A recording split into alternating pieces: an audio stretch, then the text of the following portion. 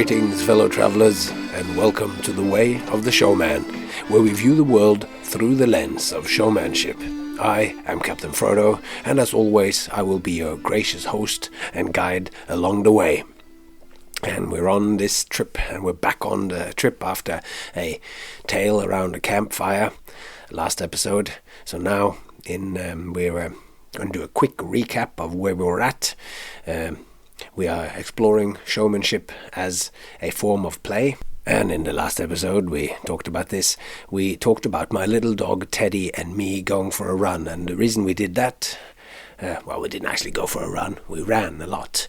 But the key thing that we did in the forest, it is playing. We did it, and we're doing it. We did it today, actually. And we talked about how my dog bends over and bows, and invites me to play. Because, as we said, play is a voluntary thing that you do. You can't be forced to play. If somebody forces you to do something, then that thing is, by definition, not play.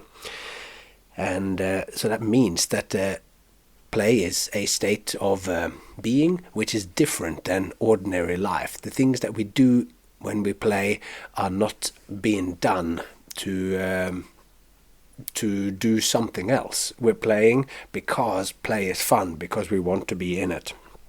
And there is so we also talked about how when we play, after the dog has bowed and we've engaged in play, then he is constantly looking at me to make sure that no rules are. Let's say I'm pushing him around and then he bites me, maybe a little bit harder, or maybe I'm just yanking my hand because he bit me on some little wound that I had, and then he will immediately think, oh, I broke the rules, the game is over. Did the world just change back into being real life and I just bit my beloved master?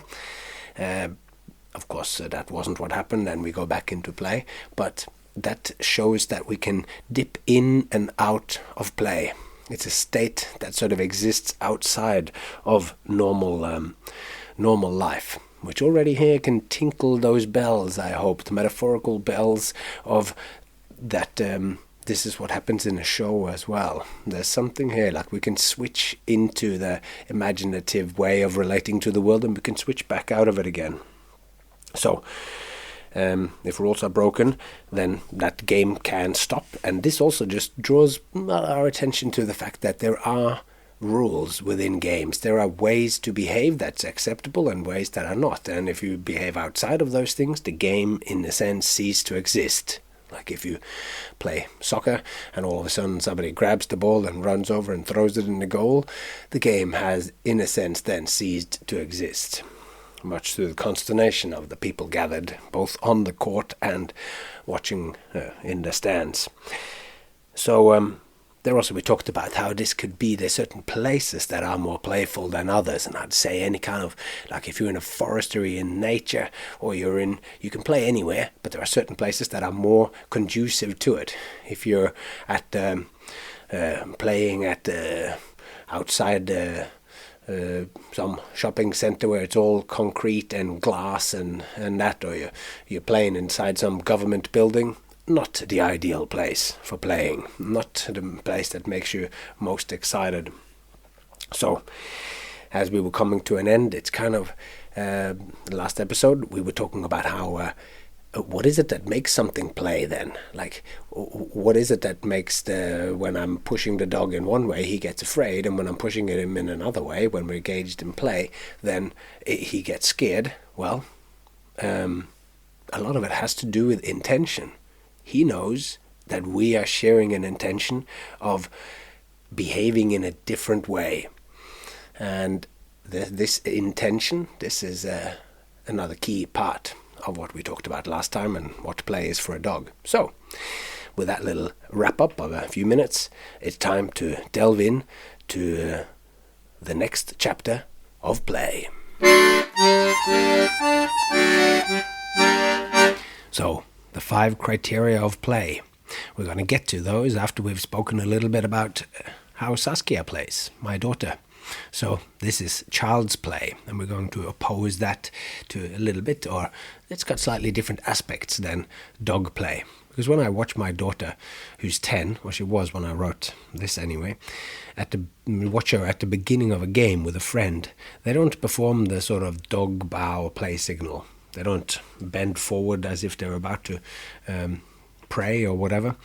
They usually just say, "Do you want to play?" Or, "You want to play with little soft toys?" Which they often do, which is my daughter's term for all the little soft my-leg mice with their matchbox beds.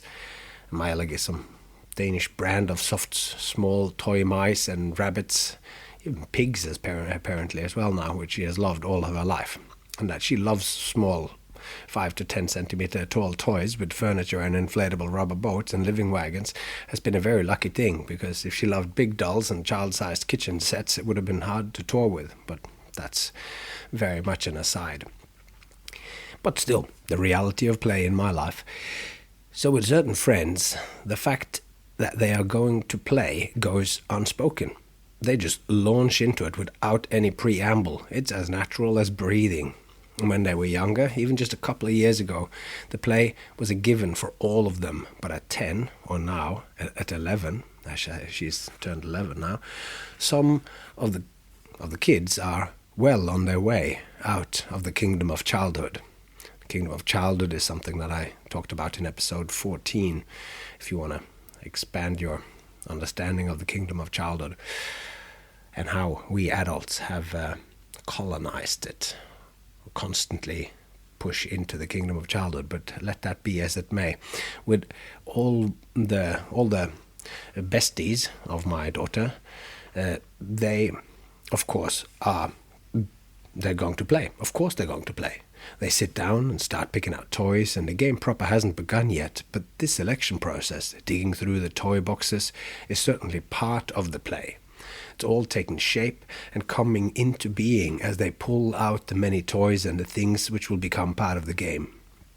Rules are being shaped and negotiated as characters are coming to life and roles are being assigned. They don't know exactly what the game is yet, because this particular variation of this game does not exist yet, and once it's done, it will never exist exactly like this again. The game comes into being as it is played. As soon as the toys are chosen, relations are being created, scenarios springs into being between rabbits and mice, old champagne corks and human-sized old colorful sock. A complex living web emerges from free association and improvisation. All key things to look out for as we go on. So one might make the suggestion, let's play that I am this little rabbit, and the other replies, yes, and I am this dog, and you are my baby, and this was our car. And the game invitation is accepted, and the game reality is taken seriously, even though they both know it's pretend. They're both adding to the game and playing the game and setting up the rules and discovering it all in one enjoyable process. They don't play because they want to learn about relationships or anything else. They play because it's enjoyable in itself. They don't play because they want to learn about relationships or they don't want to learn about anything. They play because it's enjoyable in itself. They're playing for the sheer fun of it. Sometimes it takes 5 minutes before the girls get a game started and the play experience is complete. And other times it's practically instantaneous. It's a tender, exciting period. Everything is possibilities, which and what will be made real out of all the stuff that's lying around. This, I think, is how true play starts, true imaginative play. It's voluntary and self-motivated. Any child can fall into play at any time, but as any parent knows, if you try to make them play whilst waiting for the bus or to stop them nagging you, it's nigh on impossible to make them play. Only by playfully inviting and enticing them into a game do you have any chance of making it happen. To end, let me note how similar this is to what we show folks do in the beginning of our shows. We're offering up an enticing opportunity which beckons the audience to enter into it with us. We're extending an invitation to play. Of course, if we go back to us who have who are a little bit familiar with the Showman's Manifesto, which I've talked about, where I talk about a showman on a market square that sort of creates a universe.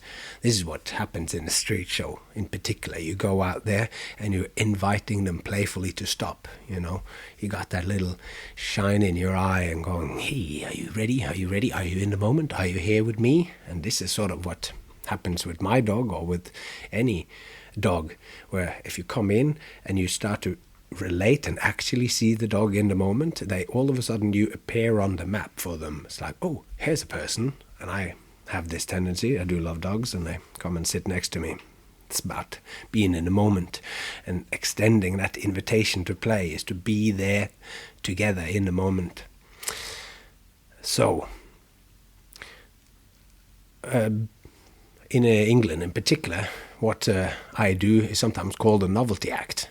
Like if you squeeze yourself through a tennis racket, if you have a large plank of wood with 17 cats that makes noise when you squeeze on them, if that's what you do, you make music with a cat organ, then you are a novelty act. So now there's a strong, interesting connections between play and novelty, and newness. So when my daughter plays, she keeps pushing forward out and past situations that she knows. Like after watching a Harry Potter movie, she immediately wants to play Harry Potter. But her play, be it with her soft toy mice, her Lego, or a combination of everything, it never, in her play, never really retells the story. It uses the characters and the elements of the world as a springboard, much like in a dream, I sometimes think, where you start out and this is Hermione and this is Harry, and they're going over there, and this is their very large turtle that they ride on, and the turtle is actually Harry's long lost brother, who's been turned into a turtle. So immediately, like, you go and everyone accepts these things. So in that way, it's kind of like a dream where you start in one end and then everything else gets added to it. But the situation that she gets most engaged in when she's playing are wholly of her own creation. They are completely novel situations. In fact, part of what's attractive with them is that they are novel. She's pushing into the unknown. Like, what happens when Hagrid and Hermione, I can't even say it, when Hermione's younger sister goes off into the swampy forests and the lakelands behind Hogwarts. This game actually happened behind our house in Norway. It did. And the only things in that game which existed in the real Potterverse was Hagrid and Hogwarts. Hermione's little sister was specifically made up to avoid having to play within the narrow confines of Hermione's age and particular personality. And the play my daughter engages in the most is when it is completely open. So a common feature in her play is to set up rules that will allow for transgressions of whatever rules or features that will fence her in. A Barbie car, which is enormous for her little mice, is easily included in the game, and a Beanie Boo, which is a type of toy again, like a sloth toy that she has, it's brought in from nowhere to drive it, because obviously you need somebody bigger. So although this animal normally is not part of the game, now it's required to drive the car. So the size or the types of toy doesn't matter as long as it serves to continue whatever plot is unfolding in the game. They have one game in mind, but they're ready at any time to expand it or to change the game. Serious about the game, but ready to change at any moment. If this is not ringing bells back to what Nulla was talking about in the Clown Manifesto, then I don't know. So this is a key. This changing and taking the game seriously, but also being open to it changing. She also doesn't know the end of the game. She's playing for the love of being in it, and she doesn't want it to stop. But it is also endlessly interesting to her precisely because of the imaginative impact the endless improvisation has. She too is discovering what happens next. Sometimes it's amazing, sometimes it's scary. It happens that she plays herself into a corner and gets a bit scared. and has to deliberately play herself out of it again. Say Hagrid gets stuck in a swamp and a bog kraken comes to pull him down into the oozy sludge. Then all of a sudden the kraken turns out to be friendly and only looks scary. Or, before you know it, the tentacles are actually sparkly and is wearing a knitted yellow cardigan with 8 sleeves. Just like that, the fear subsides and the game continues. But up until that moment, the kraken had been a menace. She had no plans for dressing up the kraken. It simply happened. The moment just asked for it. She became uncomfortable with what she had done, and all of a sudden it changes.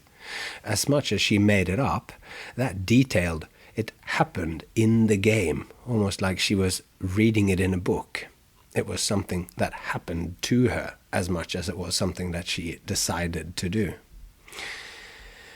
All kids' games, if left free and unhindered, has these features.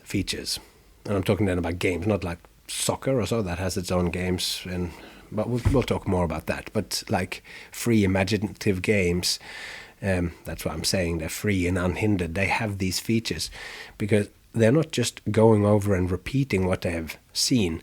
They're imaginatively engaging in an exploration of what lies beyond what they already know and have seen.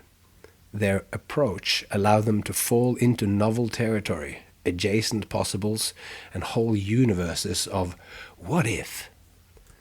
And when I say free and unhindered, I mean a game where the rules are not too stringent.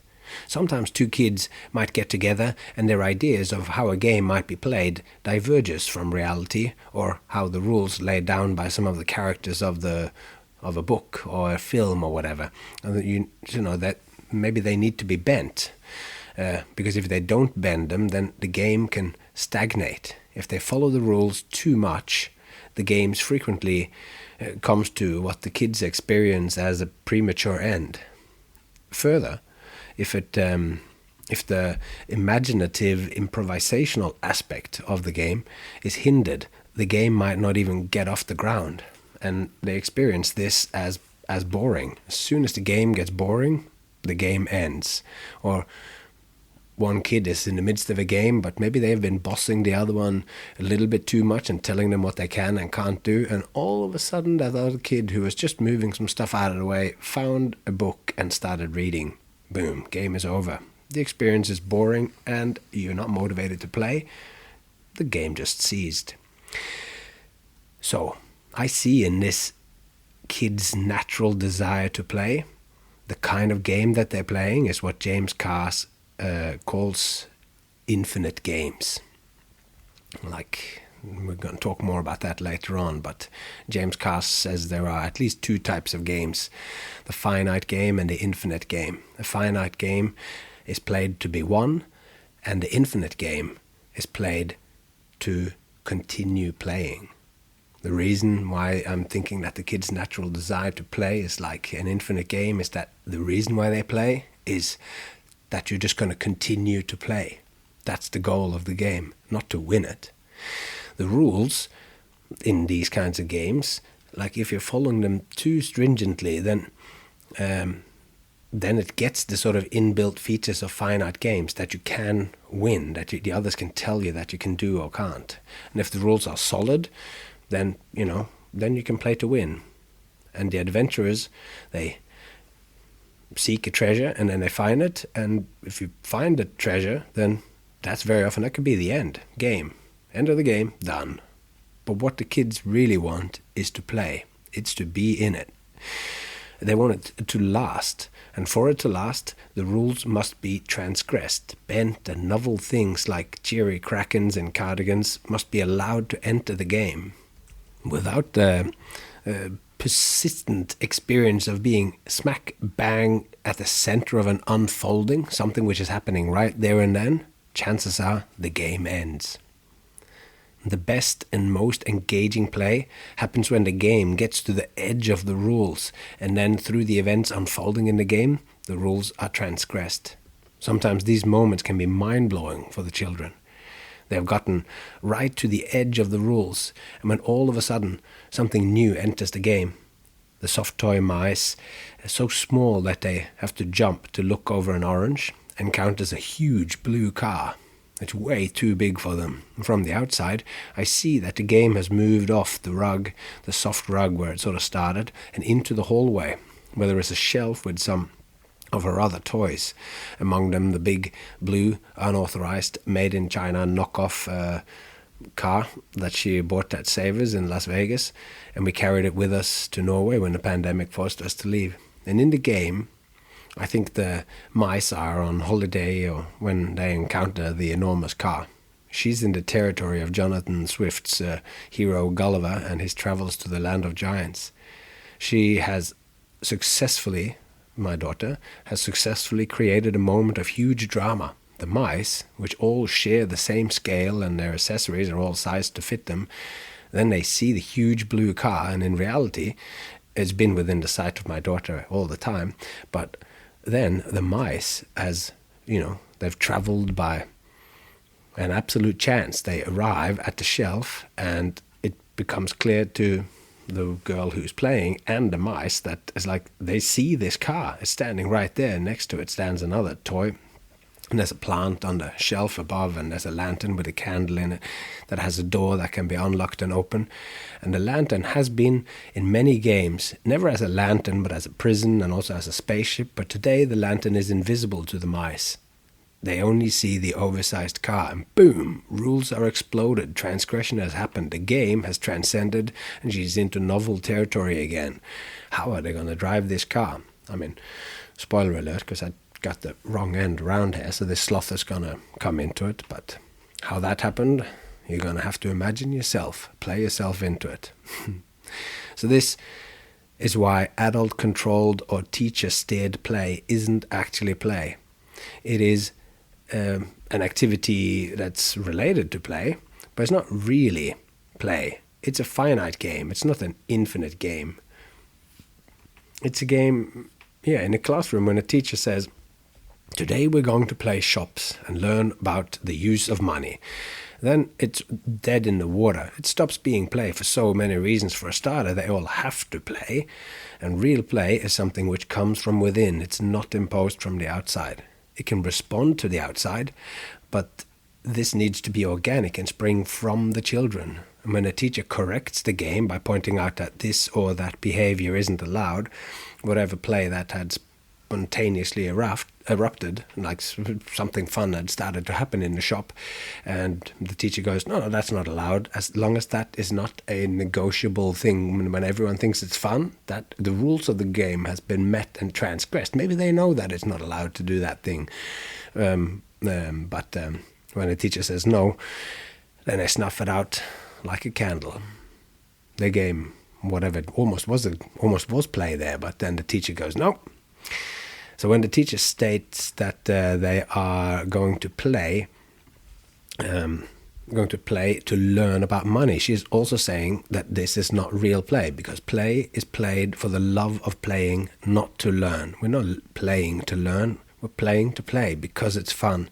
I could go on, but I will hold back.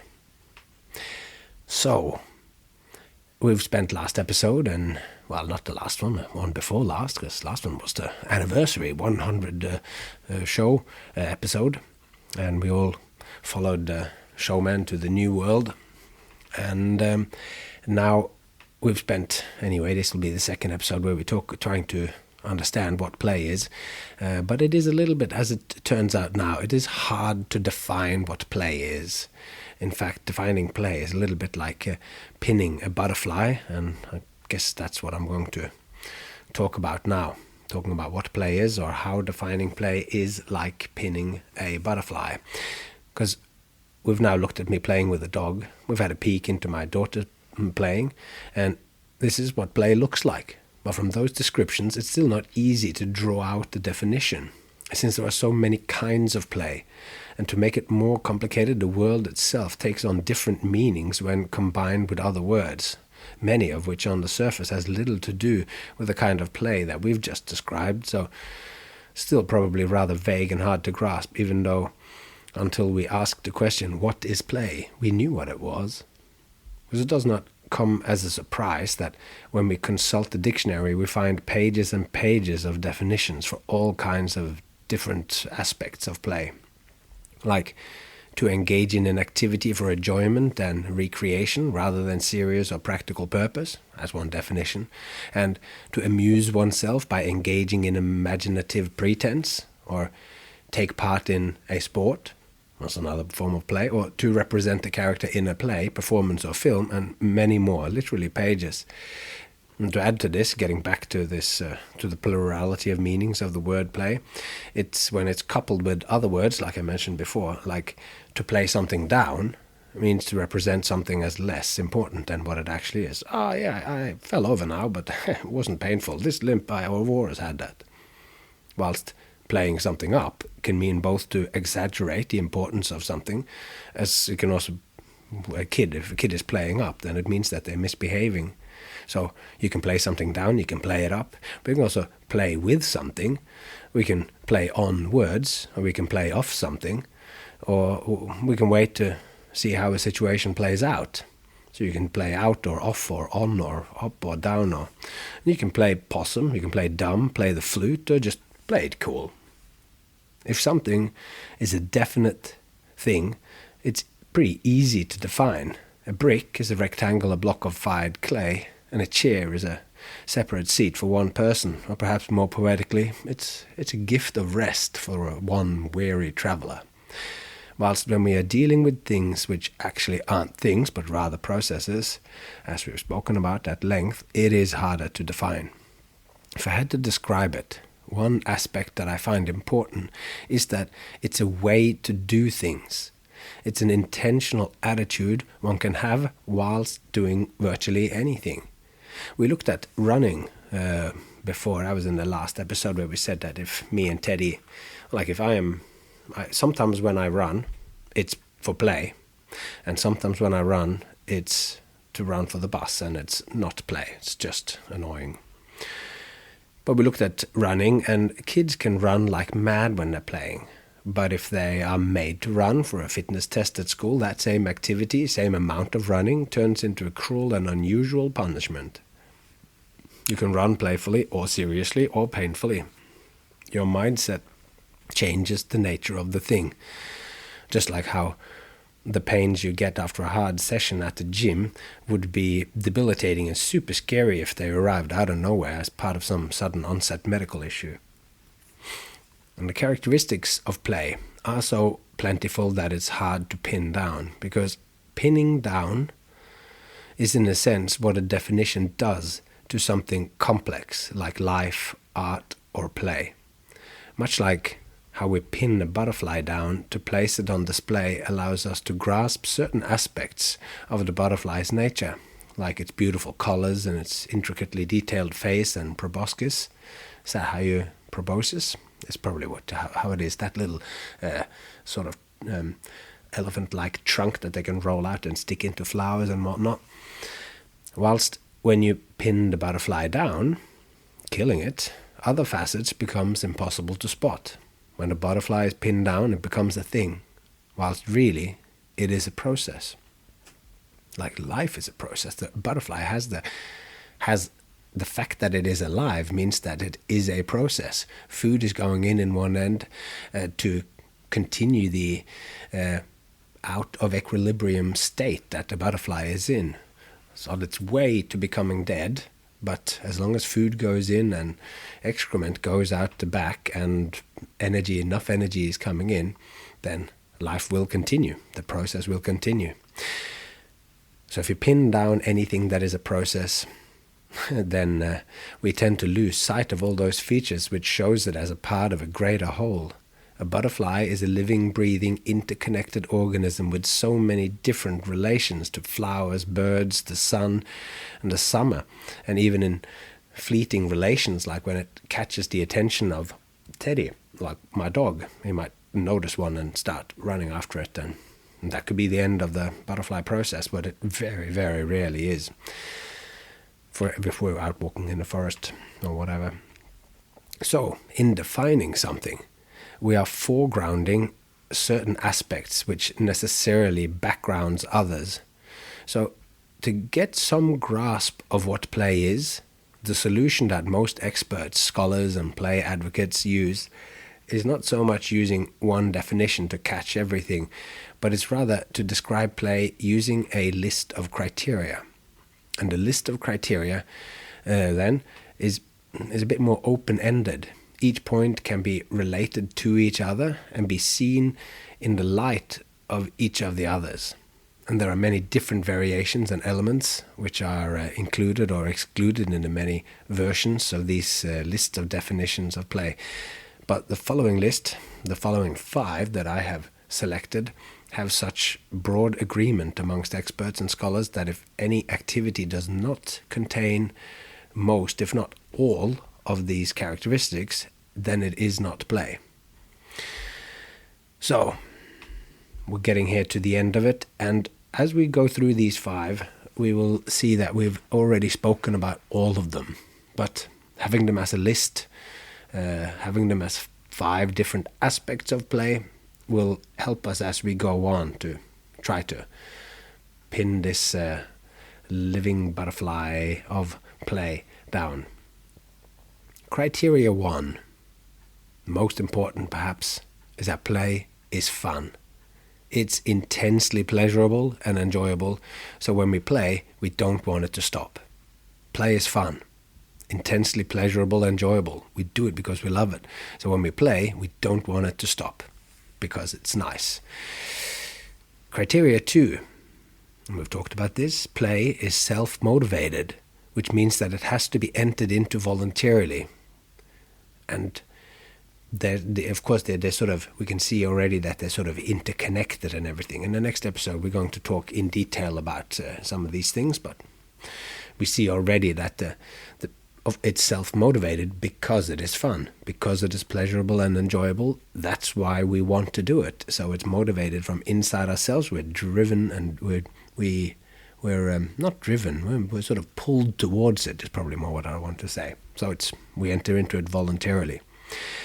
So just the third criteria is that play is apparently purposeless. And we say apparently here because it's not purposeless. It has all sorts of benefits, but the play is, in the moment, it's purposeless except for the actual play itself. We play for the sake of playing, not to achieve some further goal. Criteria 3, to just read it out loud without interjecting with details, is that play is apparently purposeless. We play for the sake of playing, not to achieve some further goal. Criteria 4, we've touched upon with the dog, where we could break the rules. We have touched upon it with the changing and permeability of rules and the pushing of rules. That's in Saskia's games. And criteria 4 is just play has rules. We're going to talk about that more in detail, but like we talked about, the person who grabs the soccer ball with their hand and throws it into the goal has made the game of soccer kind of disappear. It's the rules of the game is what makes the game exist at all. And the 5th and final of these criteria is that play is imaginative and improvisational. Play is imaginative and improvisational. So I'll just read through these one more time to let them percolate for the next 2 weeks until we meet again. 1. Play is fun. It's intensely pleasurable and enjoyable. So when we play, we don't want it to stop. 2. Play is self-motivated, which means it has to be entered into voluntarily. 3. Play is apparently purposeless. We play for the sake of playing, not to achieve some further goal. 4. Play has rules. 5. Play is imaginative and improvisational. So, the little tinkling bells of metaphor is probably, or hopefully, dingling and ringing in a beautiful way in your mind now as you're seeing this through the lens of showmanship and seeing how it becomes almost like a little list that we could do well with keeping in mind when we are doing our shows. So, that'll be all for today. So, the 5 criteria of play. We're going to come back to that a lot and see how they relate to showmanship in greater detail. But yeah, I hope you enjoyed it. It goes into quite a lot of detail here, and hopefully you'll be able to find enjoyment in it. Until next time, the only thing I'd like you to do is to tell a friend. Tell a friend of what we're doing here. Maybe they might be interested. Maybe tell a friend that you didn't even think that they might like it. Sometimes people that you know, you might not know them as well as you think you do. Maybe you think that this person is a shallow person that doesn't like to think anything deeper about their performance, or their performance style, or how they should see themselves as a performer in the world. But maybe you were wrong. Tell someone you like, or tell someone you don't like. Maybe they will enjoy it as much as you do. And until next time, take care of yourself and those you love, and I hope to see you along the way.